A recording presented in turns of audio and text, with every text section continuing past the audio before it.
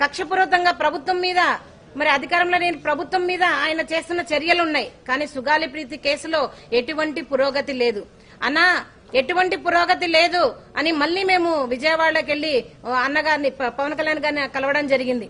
పవన్ కళ్యాణ్ గారు చెప్పారు, ఇంకా మేము ఈ కేసులో చేసేది ఏమీ లేదమ్మా, అప్పుడే అన్ని కేసులో తారుమారైపోయాయి, డిఎన్ఏలు కూడా మారిపోయాయి, రిపోర్ట్స్ అన్ని మారిపోయాయి, ఇప్పుడు నేను పోయి రిపోర్ట్స్ ని కలెక్ట్ చేయలేను కదా అని ఒక ప్రెస్ మీట్ లో చెప్పడం జరిగింది అన్నగారు.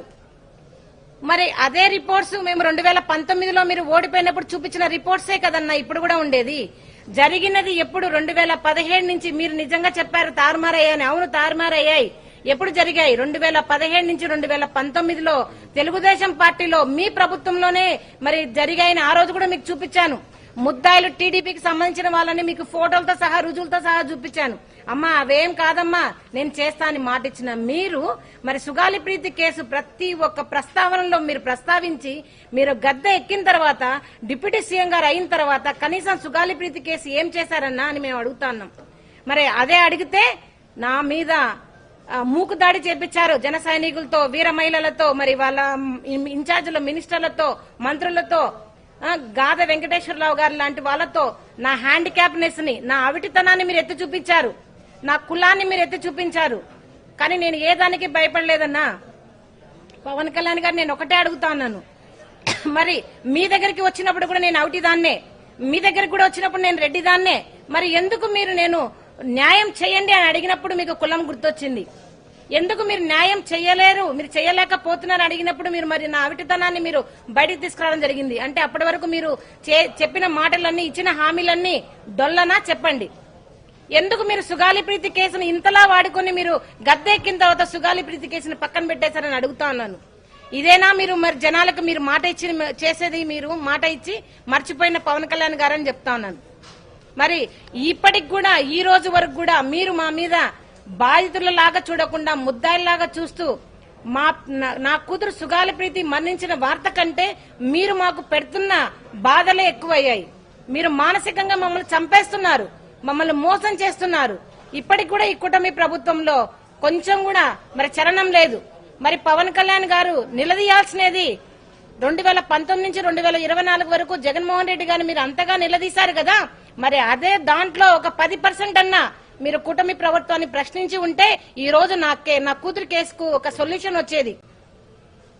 మీరు మరి మోడీ గారితో మాట్లాడండి, మీరు మోడీ గారితో మాట్లాడతా అని చెప్పారు, మరి సిబిఐకి ఇప్పిస్తా అన్నారు. మరి మీరు చేసిన హామీలు ఎక్కడికి పోయినాయి? ఎందుకు మీరు సుగాలి ప్రీతి కేసును ఇంతగా మీరు మోసం చేయాల్సి వచ్చింది? కేవలం మీరు డిప్యూటీ సీఎం రాజకీయాల కోసమే మీరు సుగాలి ప్రీతి కేసును వాడుకొని మమ్మల్ని మోసం చేశారు. మీరు ఇప్పుడు ఒప్పుకోండి, మీరు సుగాలి ప్రీతి కేసును వాడుకొని మాత్రమే మీరు డిప్యూటీ సీఎం అయ్యారని ఇప్పటికైనా మీరు ప్రెస్ మీట్ పెట్టి చెప్పండి. అన్నా మేము ఏ ఆస్తులు అడగడం లేదు, మేము ఏ హోదాలు అడగడం లేదు, మేము ఏ సీట్లు అడగడం లేదు. కేవలం మీరు పిలిపించుకొని 2019లో మాట ఇచ్చారు, అమ్మ మేము చేస్తాము, మీ కేసుకి న్యాయం చేస్తాము, ఫస్ట్ కేసు సుగాలి ప్రీతి కేసే అన్నారు.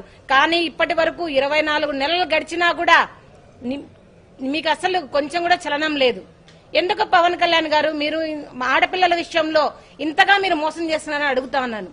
మరి మేము అడిగిన వెంటనే మేము ప్రశ్నించాం. ఏమని ప్రశ్నించారు? మీరు ప్రభుత్వాన్ని ప్రశ్నించారు, సుగాలి ప్రీతి కేసుకి న్యాయం ఎందుకు చేయరని. మరి మీలాగనే మేము మిమ్మల్ని ప్రశ్నిస్తూ ఉంటే మీరు మరి పారిపోతున్నారు ఎందుకు చెప్పండి? మేము ఏవైతే మీకు చూపించామో అవే రిపోర్ట్లు మళ్ళీ ఈ రోజు మరి జగన్మోహన్ రెడ్డి గారికి కూడా చూపించాం. మరి ఆయన ప్రభుత్వంలోనే, జగన్మోహన్ రెడ్డి గారి ప్రభుత్వంలోనే మాకు కుటుంబానికైతే ఏమి, కేసుకైతేమి జరిగిన న్యాయం ఏదైనా ఉంది అంటే అది మరి జగన్మోహన్ రెడ్డి గారి పీరియడ్ లోనే జరిగింది. 2019లో ఆయన మేము అడగగానే సిట్టు వేశారు. సిట్టులో అడిషనల్ ఎస్పీ రమాదేవి గారి ద్వారా సిడిఎఫ్డి ద్వారా అమ్మాయికి రేప్ జరిగిందని, అత్యాచారం జరిగిందనే రిపోర్ట్ ని బయటకు తీసుకొచ్చారు. ఆ రిపోర్ట్ ని మీరు ఇప్పుడు దాచిపెడుతున్నారు ఎందుకు చెప్పండి? మీరు అక్కడ క్లియర్ కట్ గా సిడిఎఫ్డి రిపోర్ట్ లో డిఎన్ఏ ఈల్డ్ అయిన తర్వాత మీరెందుకు ఈ ప్రభుత్వం మరి అధికారంలో ఉండి కూడా సిట్టు వేయలేకపోతున్నారు? అధికారులను ఎందుకు మీరు పిలిపించి మీరు ఇంటరాగేట్ చేయకుంటున్నారు? మరి మీరు నటి జత్వాని కేసులో అయితే కనుక పెద్ద పెద్ద పోలీస్ ఆఫీసర్లను మీరు ఇంట్రాగేట్ చేస్తున్నారు, జైలు పంపించారు. మరి సుగాలి ప్రీతి కేసులో ఎందుకు అలాంటి చర్యలు తీసుకోవట్లేదు? గిరిజన బిడ్డ అని మీరు ఏమన్నా అలా చెప్తున్నారా? లేదంటే కనుక మిమ్మల్ని ఎవరు అడిగే వాళ్ళు లేరని అడుగుతున్నారా? చెప్పండి. పవన్ కళ్యాణ్ గారు ఇప్పటికైనా కూడా మీరు కేవలం నేను రాజకీయం కోసమే సుగాలి ప్రీతి కేసును వాడుకున్నారని మీరు ఒప్పుకోండి. లేదా ఇప్పటికైనా చలనం తెచ్చుకొని నా కేసులో పురోగతి ముద్దాయిలను పట్టించండి. నేను వాళ్ళని మిమ్మల్ని చంపమని చెప్పడం లేదు, అధికారికంగా మిమ్మల్ని చట్టపరంగా తీసుకోమని చెప్తున్నాం. ఏదైతే అధికారులు 2017 నుంచి 19 వరకు తెలుగుదేశం పార్టీకి సంబంధించిన అధికారులు ఏదైతే ఉన్నారో కేసులకి తారుమారు చేశారో ఆ అధికారులను పట్టుకొని మీరు ఇంటరాగేట్ చేసి కేసును ఎందుకు ఇంతగా మీరు నీరుగార్చారనే ప్రశ్నలు మీరు వేసి వాళ్ళని ఇంటరాగేట్ చేసి మా కేసుకు న్యాయం చేయండి అడుగుతున్నాం. మరి అదేవిధంగా మరి మీరు చెప్పారు గాద వెంకటేశ్వరరావు గారితో మీరు అనిపించారు మీరు ఆ కులం కాదు కదట, మీరు రెడ్డి గారి కులం అంట కదా, మీరు జగన్మోహన్ రెడ్డి గారి కులం అంట కదా, పోయి అక్కడ ఆఫీస్ లో మీరు ధర్నా చేసుకోండి అన్నారు. గాద వెంకటేశ్వరరావు గారు మీకు మీడియా ప్రముఖంగా చెప్తున్నాను, మేము రెడ్డి కులం చెందిన వాళ్ళని ఇప్పుడు కాదండి, మీ పవన్ కళ్యాణ్ గారికి కూడా చెప్పాం. నేను వికలాంగురాలు కాదని చెప్పలేదు, వికలాంగురాలని మీ పవన్ కళ్యాణ్ గారికి కూడా చెప్పాం. మీ పవన్ కళ్యాణ్ గారి ముందరే ఇవన్నీ కూడా చూపించాము. మరి అప్పుడు చెప్పని మీరు ఇప్పుడు ఎందుకు రెడ్డి ప్రస్తావన తీసుకొస్తున్నారు? ఎందుకు కుల ప్రస్తావన తీసుకొస్తున్నారు? ముద్దాయిలను మీరు కాపాడడానికి బాధితులమైన మా మీద మీరు ఇలాంటి మాటలు మాట్లాడి మమ్మల్ని మానసికంగా మమ్మల్ని చంపారనుకుంటున్నారా? మేము 2025లో నా కూతురు ఎక్కడైతే మరి మేము పూడ్చామో అక్కడి నుంచి వీల్ చైర్ యాత్ర చేస్తామని చెప్పేసి మేము పేపర్ ప్రకటన ఇచ్చాము. అదేవిధంగా మేము మీకు కూడా మీ ఆఫీస్ కూడా ఇచ్చాము. ఇచ్చిన తర్వాత కూడా మీరు పర్మిషన్ ఇవ్వకపోగా మేము మీ వీల్ చైర్ యాత్రలో నాకు జరిగిన అన్యాయం, మీరు చేసిన మోసాన్ని నేను ప్రజలకు తెలియజేస్తానని చెప్తానని చెప్పేసి 300 మంది పోలీసులతో మమ్మల్ని మీరు నిర్బంధించి ఎట్లా వీడియోస్ ప్రైవేట్ వీడియోస్ తిప్పించి మీరు మమ్మల్ని అంతగా చిత్రహింసలకు గురి చేశారు. మీ కూటమి ప్రభుత్వానికి సుగాలి ప్రీతి కేసులో మీరు ఎలాంటి తప్పులు చేయకుంటే ఎందుకు మీరు అంత భయపడుతున్నారో చెప్పండి. ఒకవేళ నిజంగా మీకు అలాంటి భయం ఏమి లేకుంటే మాకు వీల్ చైర్ యాత్రకు పర్మిషన్ ఇవ్వండి. మీకు జరగబోయే నష్టం ఏంటి? నాకు జరిగిన అన్యాయం ఏ సుగాలి ప్రీతి ఇంకొకరి ఇంట్లో సుగాలి ప్రీతి లాంటి అమ్మాయిలకు జరగకూడదనే నా ఈ ఉద్దేశంతో చేస్తున్న ఈ వీల్ చైర్ యాత్ర మీ ప్రభుత్వానికి ఏమి అడ్డం చెప్పండి, ఏమి ఆటంకపరుస్తున్నారని మీరు నా స్వేచ్ఛను మీరు కాల రాస్తున్నారు చెప్పండి. పవన్ కళ్యాణ్ గారు మీకు ఒకటే చెప్తున్నాను, మరి మీరు కూటమి ప్రభుత్వంతో మీరు ప్రశ్నించి నా సుగాలి ప్రీతి కేసుకి న్యాయం చేస్తారా? లేదా ఇదే ప్రెస్ మీట్ లో మీరు ఒప్పుకోండి, లేదు కేవలం సుగాలి ప్రీతి కేసు నేను ఓట్లకు మాత్రమే వాడుకున్నాను, ఆ అమ్మాయికి న్యాయం చేయడానికి కాదు అని మీరు ఒప్పుకోండి.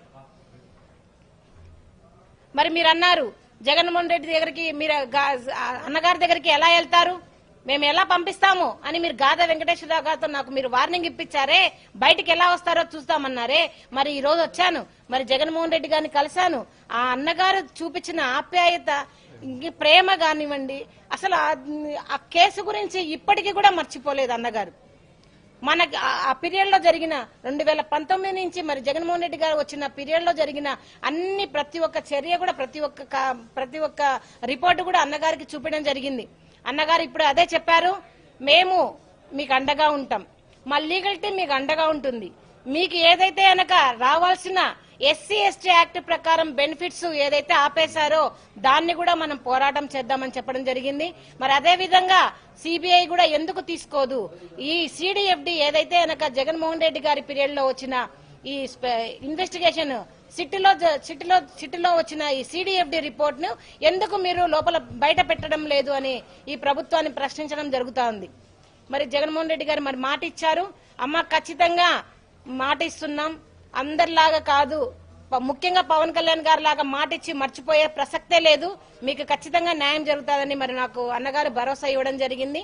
మరి అదే విధంగా నిజంగా నేను ఎన్నో రోజుల నుంచి కూడా నేను మరి అన్నగారిని జగన్మోహన్ రెడ్డి గారిని కలవడానికి మరి ట్రై చేస్తా ఉంటే మరి పేర్ని నాని గారు నిజంగా దగ్గరుండి ఒక ఇంటి మనిషిలాగా మమ్మల్ని ఎంతో ఆదరించి మరి పేర్ని నాని గారు మరి జగన్మోహన్ రెడ్డి గారి దగ్గర తీసుకొచ్చడం జరిగింది. మరి అందరికీ కూడా ఈ రోజు నిజంగా మీ మీడియా ముఖానికైతే మీడియా మొత్తం మిత్రులకు మరి పేర్ని నాని గారికి జగన్మోహన్ రెడ్డి గారికి నా చేతులెత్తి నమస్కరించి నేను ధన్యవాదాలు తెలుపుకుంటున్నాను.